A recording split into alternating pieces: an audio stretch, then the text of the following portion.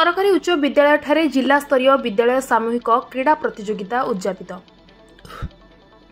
गजपति जिला रायगढ़ ब्लॉक सदर महकुमा स्थित सरकारी उच्च विद्यालय ठारे आज शुक्रवार 10टा बेले 10म जिला स्तरीय विद्यालय सामूहिक क्रीड़ा प्रतियोगिता उद्यापित हो जाइछि।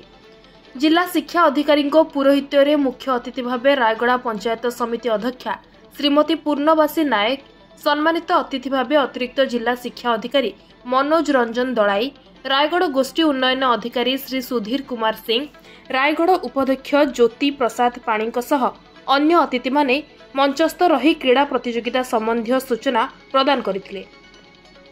एही परिप्रेक्षी 2 दिन धरी उक्त कार्यक्रम अनुष्ठित होइथिबा बेले प्रत्येक ब्लॉकर श्रेष्ठ विजेता होइथिबा प्राय 540 जन प्रतिद्वंदी माने अंश ग्रहण करिसंती।